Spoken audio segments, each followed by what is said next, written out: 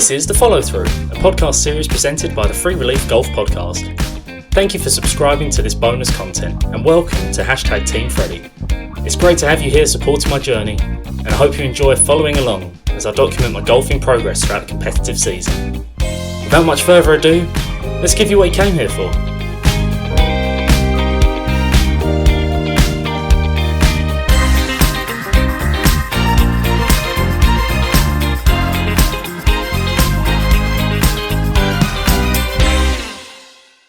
Hello and welcome to The Follow Through, presented by the Free Relief Golf Podcast. If you're listening to this, then you have chosen to subscribe to this bonus series of podcasts, and I'm very grateful to you for your financial help in supporting my golfing season.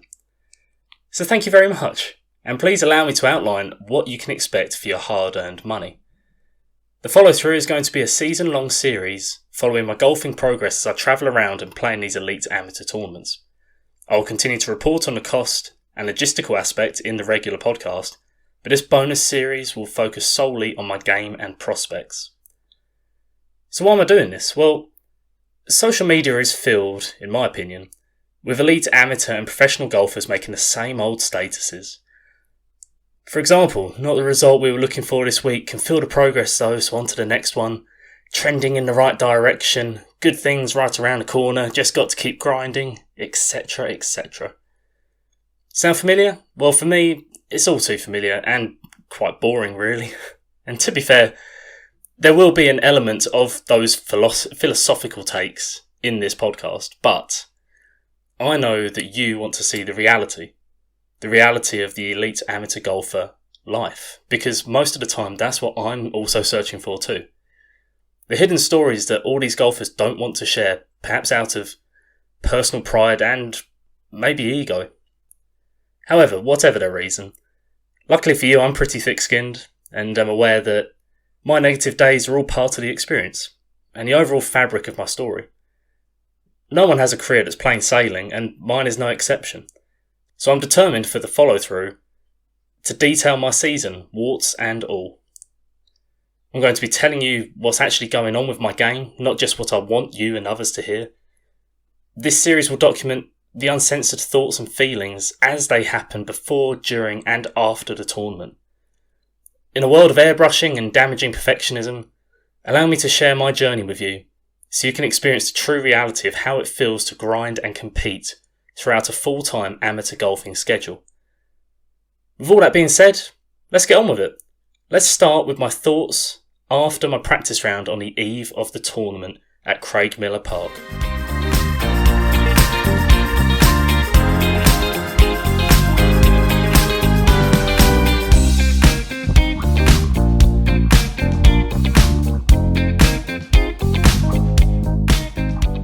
Okay, so that's me in the car after my practice round at Craigmillar Park, and had a pleasant game scouting out the course. It was quite different from how I remembered it from when I played here last in 2019. I have to say, a lot of the pictures were just different in my head. A lot of the holes were either shorter or longer than I'd pictured, especially on some of the par threes. But I had a pleasant game of golf with a guy, Greg, who came through from Glasgow. I think he's doing the commute.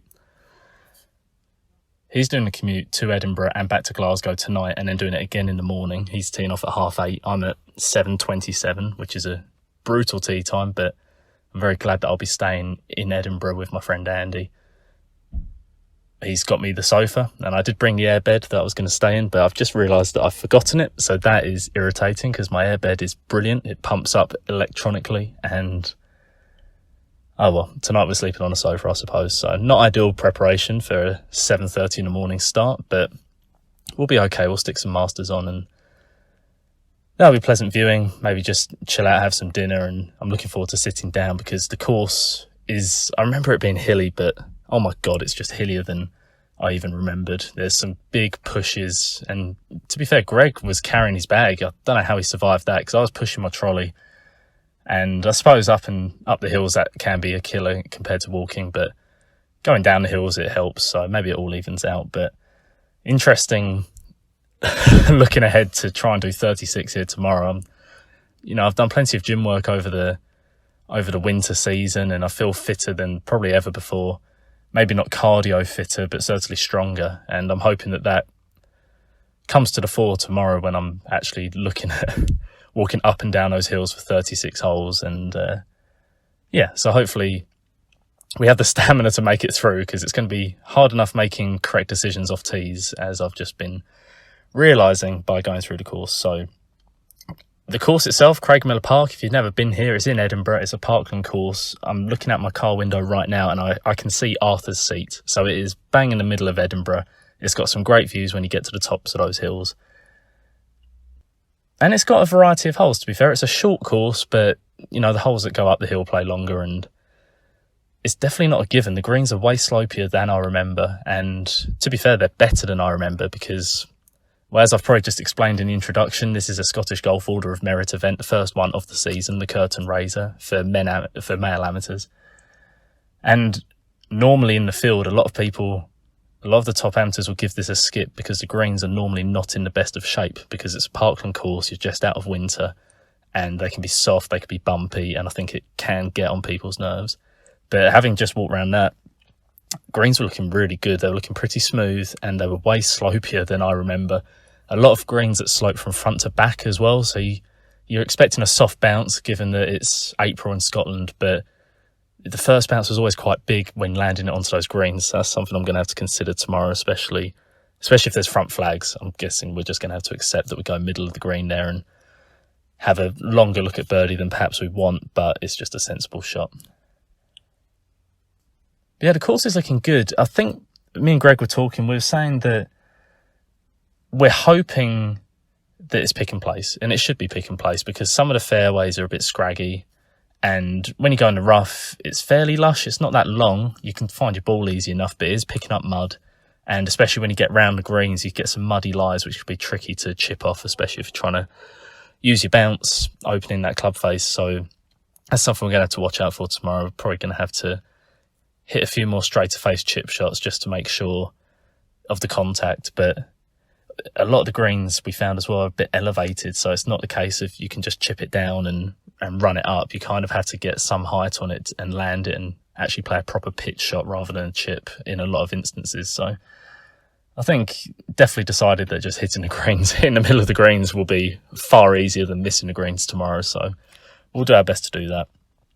And in terms of course strategy, I think that's how we're going to approach it. Like I say, short course. There's a lot of short par fours where you feel you should birdie them, but they can easily just stick a flag on a side slope. They actually had all the pins, all the spots were on the greens today for Saturday and Sunday, so we were putting to those and getting a feel for it. But they seem pretty fair. They're not going to be ridiculous, and they're going to be fairly accessible, but all these short par fours, you kind of seem to have to miss it the correct side of the green if you're going for it, or you lay up and have a full wedge in, because if you miss it short-sided, you are not going to be able to get to that flag. And it's one of those where you're going to have to be patient, because I don't know, I just feel like in trying to go for the birdies, that's how you're going to make your bogeys tomorrow. But it's going to be easy enough to hit it to 15 foot and have a outside look at a birdie, but you can easily make your pars, keep the momentum going, and you'll comfortably make the cut with the correct strategy. So I think certainly on the Saturday,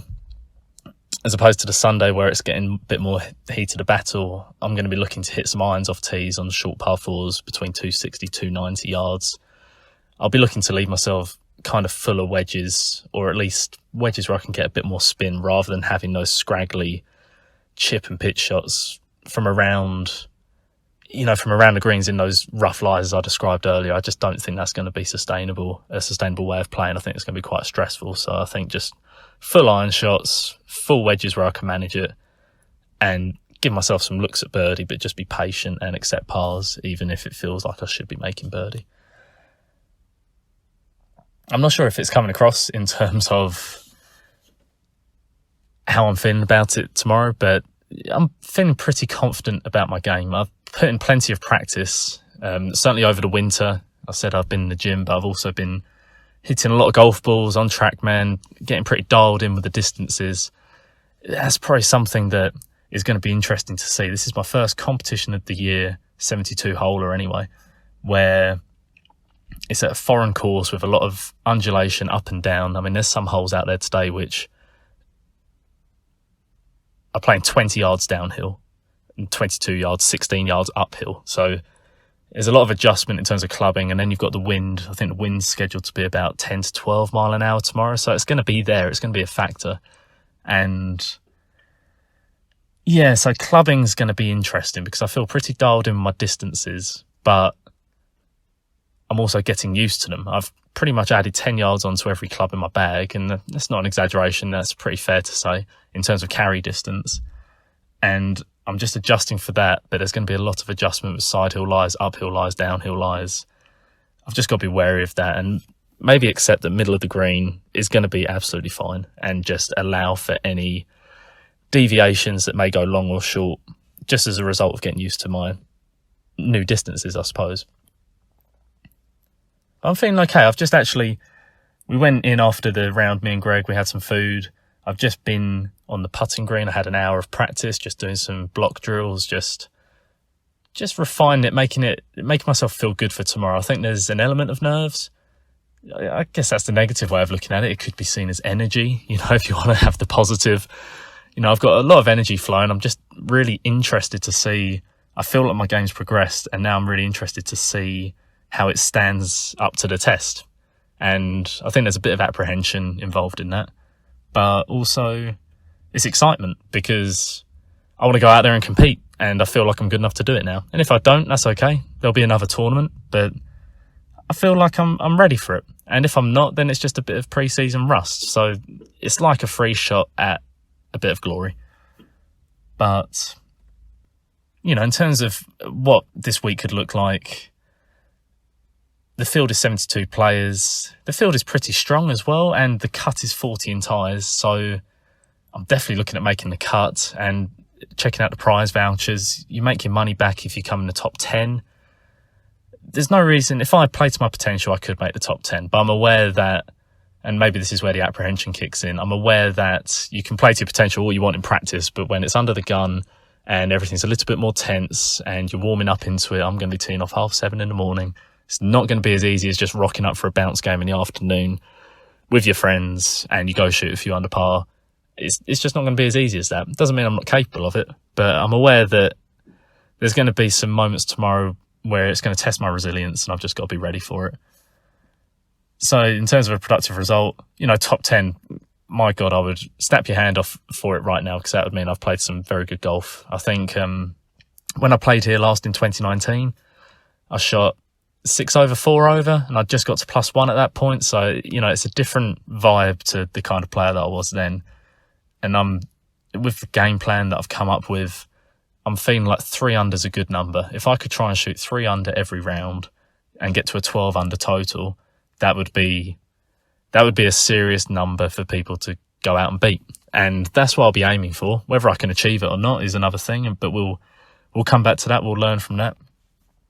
But it's definitely possible. There's so many opportunities out there. They've got 2 par 5s that are reachable. They're between 480, 490.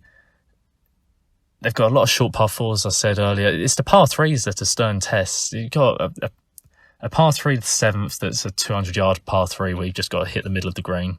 It's a kind of cutting the side of a hill. It plays all 200 yards, but it's kind of cutting the side of a hill. There's a bunker front right, bunker long left. And today I hit a 4-iron just middle of the green, slightly into the wind, I suppose. Maybe it got a kick up, but it doesn't really matter. It's 4-iron was a club, and if I can just step up there and hit 4 4-irons across the course of this weekend, middle of the green, and make pars, that would be really good. And I think all the par 3s have that vibe. They're my favourite holes on the course, really. That 7th, which hole was it? The 13th. That's a great par 3, and I'll be sticking up pictures on my Patreon account, which I will detail how you get involved in that on the introduction or maybe the conclusion of this podcast. I'll be sticking up pictures of my favourite holes, and definitely the 13th, the par 3 is one of them, and the 15th, it just goes straight down a hill. I think, God, what was it playing? It was playing 16 yards downhill today. So the hole itself is about 160 to the middle of the green, and it was slightly downwind, so it was playing, 130, 135. It's amazing the differences it can make, but quite a scenic hole. It had the daffodils out. You'll recognise that when you see the pictures. so it's got scoring chances, but there's holes where you just got to be resilient, as I say, middle of the green, just keep moving with the momentum. It'll be easy to make bogeys around here, I think, if you start getting sucked into flags. But we're going to do our best to be really sensible and think our way round. I've been thinking about this round at Craigmillar for quite a while, actually, because it just seems like a fun course to be able to plot your way around. It's not just 7,500 yards off the back tees, wang driver, see what you've got left in, long irons all the way. It's not going to be that kind of grind. It's going to be a bit more strategic. And quite frankly, that's going to suit me, because although I've added yards to my game, I'm still probably a very average hitter for the field we're going to be playing in this week. So there'll be guys who can drive the greens and dominate like that. I'm going to have to make birdies different ways. But like I say, if I get to 12 under, in 2019, that was the winning number. So if I was 12 under, and you'd have a chance of winning it. But I don't even know what the number was for top 10. But if you could end up under par for the 4 rounds, I think we could really be onto something. But because that'd be impressive, because I normally practice on a links. This is a parkland. It'd be great to be able to see my game travelling. But yeah, so I think definitely want to make the cut. I'll be shooting for the top 10. I would be ecstatic if I make it, but there's no reason why I couldn't. And if I can stick to my plan, play well, I'm feeling pretty optimistic about it. So we're going to see this. It could look silly tomorrow when I give a report after the 36 holes, but right now, feeling pretty good. The sun's out, even though it was hailstoning earlier. That's classic Scotland right now. That's climate change for you. But feeling good. I'm going to go have some dinner. I'm going to chill out, watch a bit of the Masters. I'm going to try and make the sofa as comfy as possible. And then we're going to get here tomorrow, try and leave an hour to be able to prepare, get in some putting, really warm up as best as I can. I think I'm going to have to warm up a little bit out on the course because it is just 7:30 and my body will need to adjust. But yeah, feeling good. That's all I have to say right now.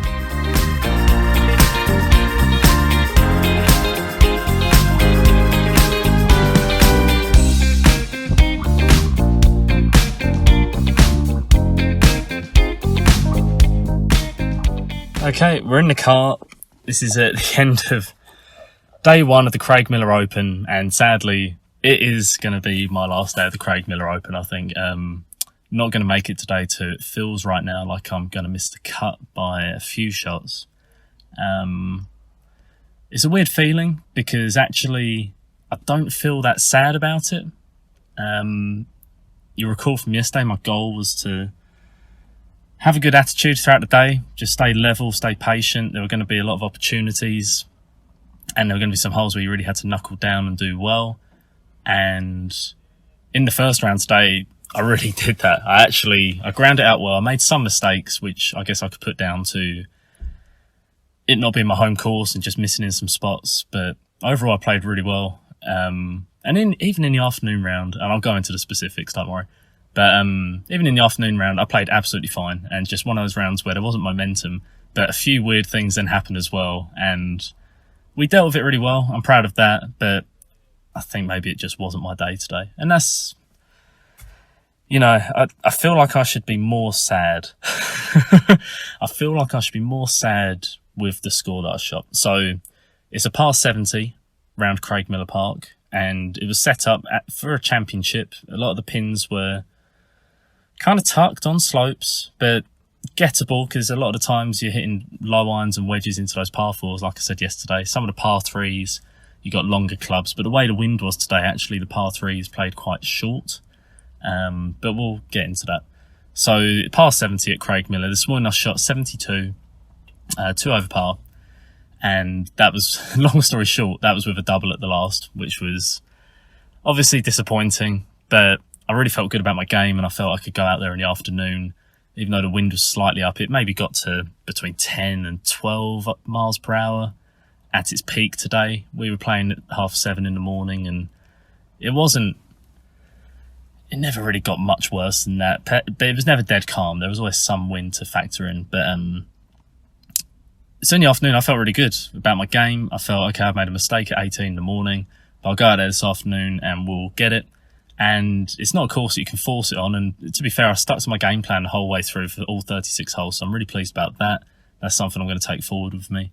But just didn't make enough birdies and made too many bogeys. So we'll get into it. Some of the specifics. What's noteworthy in that first round? Well, I started with a bogey, which wasn't great, didn't really settle me down, but actually I hit a putt from maybe 20 foot for par, and I had the pace of the green straight away in the morning. And the greens, I have to say, Craigmillar Park sometimes gets a bad rap for how its greens are presented in a competition, or in this competition every year. But maybe COVID and the lack of traffic over the last 2 years has really helped it, because they were presented so well. And I know we were game 4, we were match number 4 going out at 7:27, so we probably had the best of the greens in the morning, but I had the pace straight away and they were rolling really true, so really couldn't argue. And I ended up making 4 birdies in that morning round, got 2 on the par 5, on the par 5s in the back 9, and on the front 9, I bogeyed the first and then settled down a couple of pars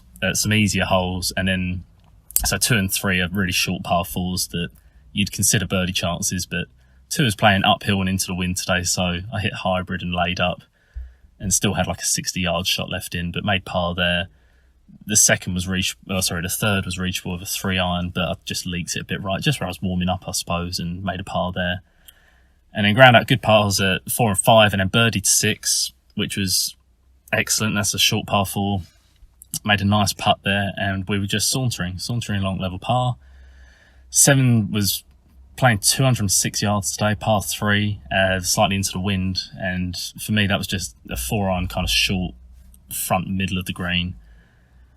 And that's what I was doing a lot of today, was kind of hitting to fatter greens.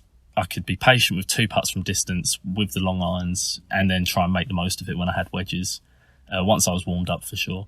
So I made par there at 7, par at 8, par at 9, and then I birdied 10, got to 1 under, and I thought, well, here we go. And then we know we've got the par 5s coming on the back 9, got some opportunities. And then out of nowhere, I had 3 straight bogeys. Bogeyed 11, 12, 13. 11 was a par 3, which was a 9-iron for me today, and I missed a green, which was just a mistake. And to be honest, the voices started coming into my head and just like, don't pull it. And I was doing a good job of dealing with those voices today, but in that instance on that shot, I probably should have backed away, and I just didn't. Missed the green, didn't up and down it, although I hit a very good putt from maybe 8 feet, which just missed for par. Then bogey 12 and 13 with 3 putts. They were downhill putts, and I knew they were quick, but I just still didn't. I still overhit them, so what can you do? Then birdie 14, a par 5, and then par, birdied par, the par 5 17th, and I'm level on the 18th tee, and then just out of nowhere, I tried to just take too much off a club, didn't commit to it, hit a hook, and then you couldn't be left at that green. Pitched it on, and then 3-putted from nowhere. Actually, I had a short putt for the bogey, which I missed, which was so silly, because the excuse will be that someone started a golf buggy in my backswing. I was aware of it. I can't say it put me off, but it happened, and the putt just had a severe horseshoe out, which was an unfortunate way to go into lunch, I suppose. But it gave me optimism. Played all right, hit the ball well. I was hitting it to my spots. In general, I was keeping the voices under control, and I really felt prepared today. And I don't know if I mentioned that about yesterday, but I've never felt more prepared for a golf tournament. I just knew exactly where I had to hit it. I knew what I was going to do off the tees. And when I showed up this morning, I just felt like I belonged. And I was really proud of that, because there's been times when I've played in national events in the past where I haven't felt like I belonged. I felt like I had a scratchy game, which I really had to maximise to do well. And today I feel, if anything, I kind of didn't get everything out of my game. Even though I was playing well, I didn't score to my potential today. But I felt like my game belonged, and that's what I'll be taking forward. That I feel like I'm going to go away and work at my golf, and there'll be a tournament next week, and we'll go through the same process. But I feel like the way I've gone about the practice, the way I've gone about planning how I'm going to hit shots off tees and how I'm going to hit it into the greens and deal with the putts from 20 to 30 feet and, taking your opportunities, I feel like that's going to be a good blueprint to follow going forward. If I could just use that template for all these different courses that we're going to play, starting with Craigmillar next week on the Craighead course. That's going to be something I'll take forward. And I was just so proud of myself. I wanted to keep my attitude really good today. And I did, in the face of adversity, which I'll briefly mention because I know I'm going on a bit. that second round started with a bogey again. There's just something about that first hole at Craigmillar. I don't think I've ever parred it, to be honest. And that was only with a wedge going in as well, so that was a shame. And then settled down with pars again at 2 and 3, the easy par 4s, and then at the tough par 4, maybe this is actually summarises my day. I hit a drive that leaked slightly right into the rough, but it was fine. It's the fourth hole at Craigmillar is this 460-yard par 4, but straight down a hill, and today it's playing downwind, so it really wasn't playing anything. But the pin was back left, and I think I had... What did I have left in the afternoon? I think I had 177. Yeah, 177.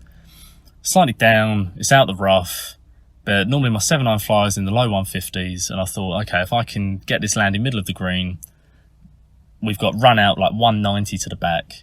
If we can land it, because the greens were pretty receptive today, it wasn't like they were kicking on miles, even though, as I said yesterday, the greens will slope front to back, so they get some kick on, but they get soft first bounces, so they're not going crazy. But on that fourth hole, I hit a perfect 7-iron all over the flag and just flew it long. I think I pitched it 3 yards beyond the flag, so it landed 180. I'm not even sure I've ever hit, even though it was downwind, I'm not sure I've ever hit a 7-iron that far. And hit a really nice chip back, but I left myself above the hole with like this smelly downhill left to right putt from about 4 foot, missed that. And that was kind of how the afternoon went. You know, not doing things too wrong it's just fine margins. And once we remedy it, that's when you start turning that from a 4 or a 5 into a 3 or a 4. And that's what we'll be taking forward. But the weird stuff that happened in the afternoon, so I made a few other bogeys and I'm not finding any birdies, and we get to the 10th hole. And the 10th is a short par 4. It's about 340. It goes straight down a hill, fairway cambers from right to left, and there's stone walls on the right side and the left side that goes diagonally across at about 80 yards to the green, to the middle of the green. There's OB all down the left. There's a lot of rubbish beyond the wall on the right, and the green all slopes away from you. So it's a pretty cool hole, to be fair. In the morning, I birdied it. But in the afternoon, I hit this 3-wood. I had some voices come in my head, didn't back off, didn't deal with them, and I hit it left. And initially, we thought it might be out of bounds, but actually, I went up there and found it. Now, this is where things get weird. So I found it, and it was a bit of pine straw. There were some pine trees there. So as I was dealing with the pine straw around it, the ball moved. And then I scrambled. I told my playing partner. It ended up just being the two of us today, actually, and that probably helped ease any nerves that there were as well, because it meant you could just take your time and still keep your position in the course. And we still got around in 3.5 hours for both rounds, so it was very reasonable, and I'm grateful for it because it means I can get to bed early tonight. Well, actually, I know I'm going to watch a bit of the Masters, but who cares? So anyway, I moved the ball accidentally, and I guess that's the debate. It's accidental or deliberate, and clearly I wasn't deliberately trying to move the ball, but it did shift, and I was in the area of trying to sort it out, and I wasn't entirely sure on the rule. But we're near the clubhouse there on the 10th hole. So my initial reaction was, I think that's a stroke penalty and I should replace it. But my playing partner went down and found the pro, and we got the pro out to do a ruling. But he actually didn't know when I was over the shot. So he ended up coming back to the green to give me the ruling. So what happened at this point is I hit a provisional off the tee because I thought I was out of bounds. My provisional went on the green with a 3-wood. So part of me wishes I just hadn't have found that first ball, because then I would have had a putt for a 4, which would have been straightforward enough. But in the end, we weren't sure on the ruling, so I played 2 balls. I played one from where it lay, because my playing partner thought that it might just be no penalty and play it as it lies, because it's accidental, it's just moved. That didn't seem right to me, but we did that anyway. And then I played another ball where I replaced it, tried to recreate the circumstances because there were some twigs around and all of that. And then I played it from there. Now, the ball that I played from where it had accidentally moved to, I pitched it out, and I pitched it on the green eventually. And it was actually quite close. It was probably like 4 or 5 foot left for the par. But the ball where I had to replace it and recreate the lie with all the twigs, I then was getting ruffled because the group behind were coming through. I'd waved them up, and I'm feeling like we're slowing everyone down. It's a 2-ball and it's by the clubhouse, and it's embarrassing. You know, it's embarrassing, and suddenly it gets your heart rate going when you've just been steady walking the whole way. And so I kind of nobble this shot out, and it goes to the base of a tree. And then I have no shot. I can't even come out sideways. So I have to then get to this ball and hit it literally a yard. It probably wasn't even 2 yards. It was a yard backwards to almost where I just was, so I could then have another shot where I had to chip it out forwards. So, God, this sounds chaotic, and it was, to be fair. Like, I'm proud of how I dealt with it because my attitude stayed pretty level throughout. But then, so from there, so I've recreated it, hit it to a base of a tree, chipped it out backwards, and then I've pitched it, and it's gone through the green into the fringe grass. Now, by this point, there's a crowd of about 10 people, plus the group behind have come up and played. And then the pro's gone away to find the ruling. He's come out, and I couldn't tell you the specifics of the ruling. I think it's in Rule 8 somewhere, and we were looking at Rule 9 initially. But he came out, and it was his judgment that it was necessary for me to replace my ball in the way that I had done, and it would be no penalty. So this is now terrible news for me because I'm now through the green and I've got it for a 5, and everything else, I'm on the green with my provisional, I'm on the green with the other one with a putt for a potential 4. And so he says, "You happy with that?" And I said, "Well, I accept the ruling, but I'm just in general not happy with this situation." I'm not happy with the situation that I've airlifted myself into. And then I made the putt from the fringe grass on the back of the green for a 5 out of absolutely nowhere. So that was chaotic, and that got my heart rate going. Parred the next par 3, then had a bogey. Gradually settled down, then birdied the par 5 14th. So I get to the 15th hole and had a treble, which is only a par 3 of an 8 iron. And I hit it right side of the green, and the wind was going right to left, and it just didn't take it, which is fine. And it went in a bunker. And it was just one of these rounds. And then I knifed it out of the bunker. I hadn't had a bunker shot all day. So I knifed it out of the bunker against another tree stump, which was, the tree had been cut down. So it was literally the stump. And the tree stump was up against a brick wall, an out of bounds brick wall. So I got up there, and there was actually, because the stump was up against a brick wall and I couldn't go nearer the hole, there was nowhere I could drop it, which I would then have a backswing because of the wall. And the wall would be an integral object that you couldn't move. So I found my ball, and after some brief panic, I realised I had to go back to the bunker, declare it unplayable, go back to the bunker and play it. God, this story's going on for a while. I'm really sorry. So, I mean, you've subscribed, so you wanted to hear all this stuff, and this is warts and all. This is the kind of stuff you cannot tell just from an Instagram status or post. So I had to go back, having knifed it into the tree stump up against the wall. I went back, took an unplayable, dropped it in the bunker, and of course it plugged in the bunker. And then I splashed it out and nearly made the putt for a double, but then made the treble. And at that point, I knew my hopes were gone because I just got it back to 4 over, and I was like hanging on. I was playing absolutely fine. There was no reason why I couldn't have gone level or under par coming in, and just shot like a 73, 74. And that probably, looking at the leaderboard, could make the cut.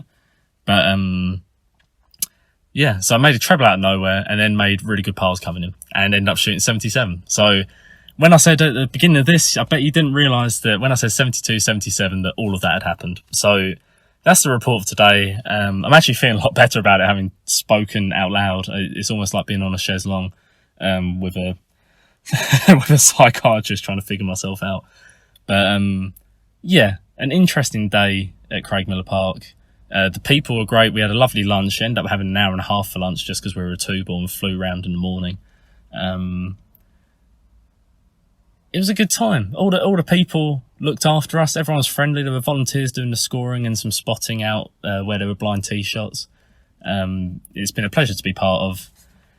And I guess I'll just go away, practice. I'm going to watch the Masters tonight, but I'm going to practice next week. I'm going to get ready for the Battle Trophy at Crail, and I'm encouraged because, like I say, I felt prepared today, and I felt like I belonged, and I felt like my game was good enough. It wasn't like today I was fine. Oh, I wish if I had another 20 yards, it could have been better, or if this had happened, or if my game was a lot better.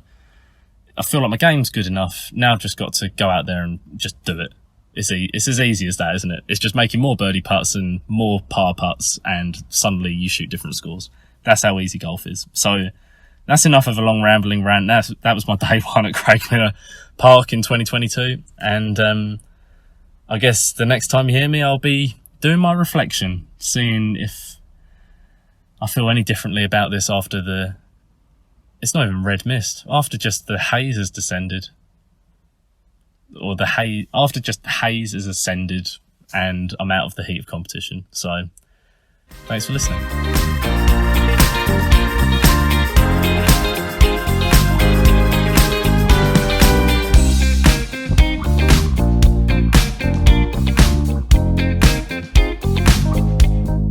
Right, so we've had a few days to reflect since the Craigmillar Park Open. And let's start with a simple question. Do I still agree with my immediate post-game evaluation, as you just heard? Well, yes, I do. So in the end, I finished in a tie for 47th place out of the 73 finishers. And I missed the cut of 147, which was 7 over. I missed it by 2 strokes. But after round 1, I was in 21st position. With a par at the last, instead of that double bogey, I would have been in an 11th position. And that is including the 2 3-putt bogeys I had from inside 20 feet in that round also. So I could easily have been par or better without, and this is crucial, without having to change much about my actual golf game where it's at right now. And par or better would have got me towards and within the top 10, which was my ambitious performance aim to start with. The second round, it was just one of those rounds. Going through the shots I hit, I didn't hit it close enough to make the necessary birdies. I only had 1 birdie compared with 4 in the morning round, and that was a 2-putt birdie on the par 5 14th.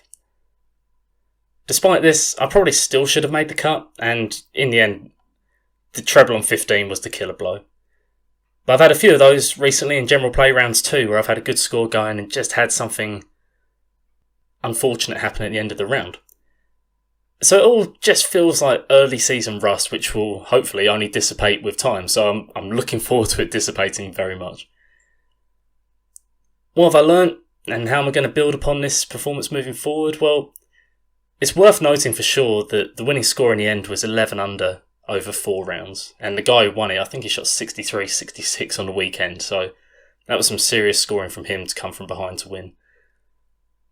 At the beginning of the weekend, I said my plan was to facilitate shooting around 3 under par per round to aim for an ideal scenario of 12 under par. So I'm pleased that I had a strong gauge of what the winning score would be. 3 under par was the number required overall to finish in 10th position, outright, and secure that final prize voucher that was on offer. And level par over 4 rounds was good enough for tied 13th. Seeing this, I'm learning that scores around par are sufficient to compete at the elite amateur level, given the setup of the courses we play and the strength and depth of the fields. With that in mind, I'd say that overall I've learned that my game's good enough for the level, right now certainly, and now I've just got to allow it to happen. This is of course easier said than done, but it's at least good to see that my practice has been paying off in my game improvements. The practice is visibly showing up in how I'm playing. Once this translates to score improvements, not just game improvements, then we will be truly cooking with gas. My next tournament is going to be the Battle Trophy at Craigmillar Golfing Society, and I hope you can join me for that. Thank you again for subscribing and supporting my golfing journey. Your help is very much appreciated, and I'm looking forward to hopefully sharing more positive news with you throughout the season. But until then, I've been Freddie, you've been lovely. See you next time.